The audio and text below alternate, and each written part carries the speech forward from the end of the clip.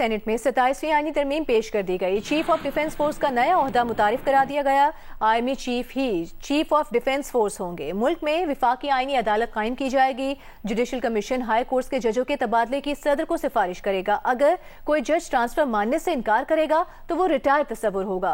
सदर, वजीर आजम, गवर्नर्स, वज़राए आला, विफाकी और सूबाई वज़रा अपने फराइज सर अंजाम देने में किसी अदालत को जवाबदेह नहीं होंगे, ना ही उन पर माजी के अदालती फैसलों का इतलाक होगा। सदर के खिलाफ उम्र भर के लिए और गवर्नर के खिलाफ उसकी मुद्दत के दौरान कोई अदालती फौजदारी कार्रवाई नहीं होगी। नौशीन यूसुफ की रिपोर्ट देखिए।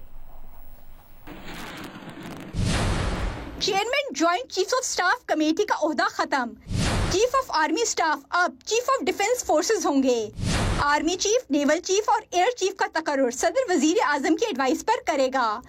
चीफ ऑफ डिफेंस फोर्सेस की सिफारिश पर वजीर आजम पाक फौज में से कमांडर नेशनल स्ट्रेटेजिक कमांड तैनात करेंगे। 27वीं आईनी तरमीम के मुसव्वदे के मुताबिक कौमी हीरोज के तौर पर फौज में field marshal, marshal of air force और एडमिरल ऑफ फ्लीट का रैंक मुतारिफ करा दिया गया।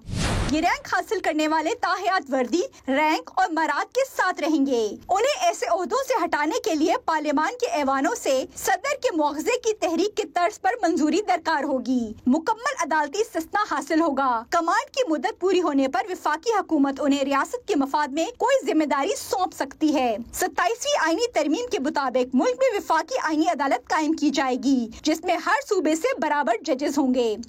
विफाकी आईनी अदालत के पास अपने किसी फैसले पर रिव्यू का इख्तियार होगा। सदर कानून से मुतालिक कोई मामला राय के लिए विफाकी आईनी अदालत को भेज सकेगा, जबकि सुप्रीम कोर्ट मामला भेजने की शिक खत्म कर दी गई। आज खुद नोटिस से मुतालिक भी शिक हज़फ कर दी गई। विफाकी आईनी अदालत का जज 68 साल की उम्र तक ओहदे पर रहेगा। आईनी अदालत का चीफ जस्टिस अपनी 3 साल मुद्दत मुकम्मल होने पर रिटायर हो जाएगा।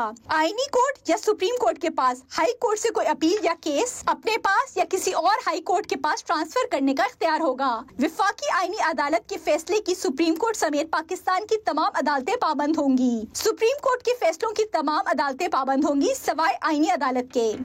सदर जुडिशल कमीशन की सिफारिश पर हाई कोर्ट जजेस का तबादला कर सकेगा। अगर हाई कोर्ट का कोई जज विफाकी आईनी अदालत या सुप्रीम कोर्ट में तकर्रुरी को कबूल नहीं करेगा या सुप्रीम कोर्ट का कोई जज विफाकी आईनी अदालत का जज बनने से इनकार करेगा, वो रिटायर तस्वुर होगा। सदर सुप्रीम कोर्ट के जजेस में से वजीर आजम की एडवाइस पर विफाकी आईनी कोर्ट का पहला चीफ जस्टिस तकर्रुर करेगा। विफाकी अदालत के पहले जजेस का तकर्रुर सदर वजीर आजम की एडवाइस पर फेडरल आईनी कोर्ट के चीफ जस्टिस से मुशावरत से करेगा। जिस सेनेट के रुकन की मुद्दत जिस साल में खत्म हो रही होगी, वो उस साल 11 मार्च को रिटायर तस्वुर होगा। वजीर आजम और वज़ीर आला के मुशीरों की तादाद 5 से बढ़ाकर 7 कर दी गई। आईनी तरमीम के मुताबिक सदर के खिलाफ उम्र भर के लिए और गवर्नर के खिलाफ उसकी मुद्दत के लिए कोई फौजदारी कार्रवाई नहीं होगी। कोई अदालत उनकी गिरफ्तारी या उन्हें जेल भेजने के लिए कार्रवाई नहीं कर सकेगी। नौशीन यूसुफ, जियो न्यूज़, इस्लामाबाद।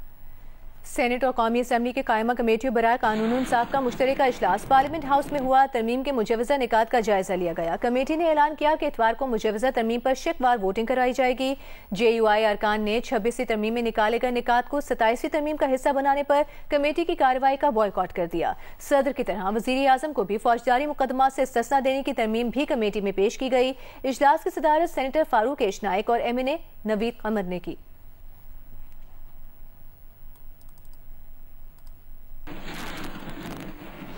और 27वीं आईनी तरमीम पर एक अहम बैठक इस वक्त बिलावल हाउस कराची में जारी है। सदर मुमलिकत आसिफ अली जरदारी और बिलावल भुट्टो जरदारी के साथ इस बैठक के लिए वजीर दाखिला मोहसिन नकवी बिलावल हाउस पहुंच चुके हैं। सरबरा JUI मौलाना फजल रहमान भी इस बैठक में शरीक होंगे।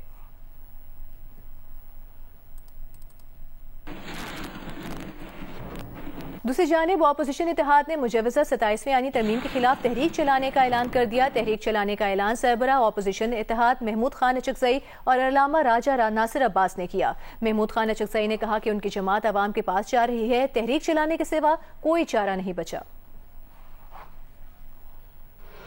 वज़ीर आज़म शहबाज शरीफ ने आज़रबाईजान की यौम फतह की तकरीब में शिरकत की। खिताब में कहा कि वो भारतीय जारहियत के दौरान पाकिस्तान के साथ खड़े होने पर आज़रबाईजान और तुर्की का शुक्रिया अदा करते हैं।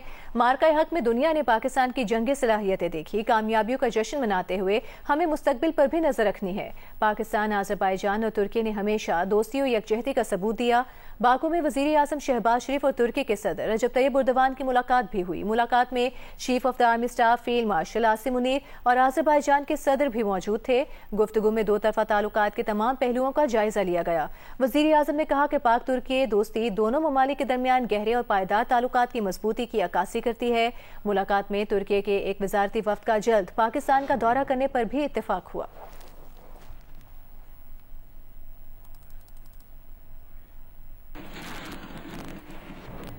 अभी रुख करते हैं कराची में आर्ट्स काउंसिल पाकिस्तान का, जहां जारी है जंग और जियो के ताउन से आलमी सकाफती मेला। आज के दिन की अपडेट बताएंगे नुमाइंदा जियो न्यूज़ वलीद अहमद। आलमी सकाफती मेले में क्या रौनक है, क्या रंगरंगी है, ये कैमरामैन जुबैरुद्दीन का कैमरा आपको दिखा रहा है। ये देखिए किस तरह से नौजवान, बच्चे, बुजुर्ग सब कतारों में लगकर जाते हैं, ऑडिटोरियम में बैठते हैं और उसके बाद फिर थिएटर देखते हैं। आज USA का ये खेल है, मिस्ट्री थिएटर है, पेरेटस का नाम है। ये खेल पेश किया जाएगा और दूर तक जहाँ तक नजर जाती है आपको कतार ही कतार नजर आती है। ये बहुत ही अमेजिंग है ये फेस्टिवल, इतने सारे मुल्क पार्टिसिपेट कर रहे हैं, बहुत बड़ी बात है। अहमद शाह को बहुत दाद देते हैं। ये नहीं कि कतारों में, लेकिन मैं देख रही हूँ ज्यादा करके बच्चे हैं, औरतें हैं। ये बहुत अच्छी चीज है कि इतनी तादाद में ही आए हुए हैं। बहुत अच्छी तरह से लोग खड़े हुए थे, कोई धक्कम पेल नहीं थी, कुछ भी नहीं था। और जैसे ही गेट्स खुले तो आराम से लाइन भी चलना शुरू हो गई। आई थिंक इट्स वंडरफुल, बहुत कुछ देखने को मिल रहा है। And it's not just theatre and play, workshops बहुत हो रही हैं, so we get to learn a lot as well.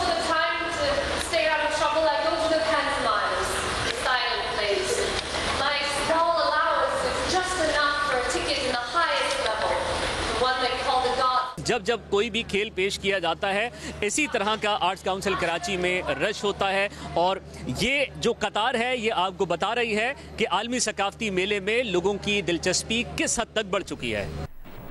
10वीं थल जीप रैली के प्रिपेयर्ड कैटेगरी के मुकाबले इतवार को होंगे। आज होने वाले स्टॉक कैटेगरी के मुकाबले में मोहम्मदुल्लाह मरवत और अजमार सरंजाम ने कामयाबी अपने नाम की।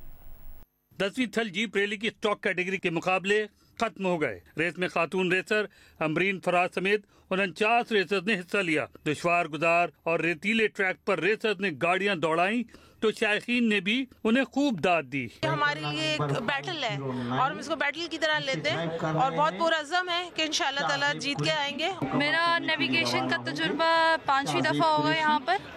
चोलिस्तान में मैंने वैसे किया था 140 किलोमीटर। इसके बाद मैं लगातार करती आ रही हूँ। स्टॉक की कैटेगरी में मोहम्मदुल्लाह मरवत ने सबसे कम वक्त 2 घंटे 27 मिनट और 36 सेकंड में फासला तय किया और पहले नंबर पर रहे। बी कैटेगरी में अजमार सरंजाम और सी कैटेगरी में मोहम्मद हसन ने सबसे कम वक्त में ट्रैक अबूर किया। स्टॉक की डी कैटेगरी में उसामा हुर सबसे कम वक्त में फासला तय करके पहले नंबर पर रहे। इस मौके पे बगी रेस भी हुई जिसमें 2 बगी रेसर्स ने हिस्सा लिया। बंगी जो 1000 सीसी टर्बो है, लास्ट ईयर आपने देखा होगा इसमें मैं विनर था।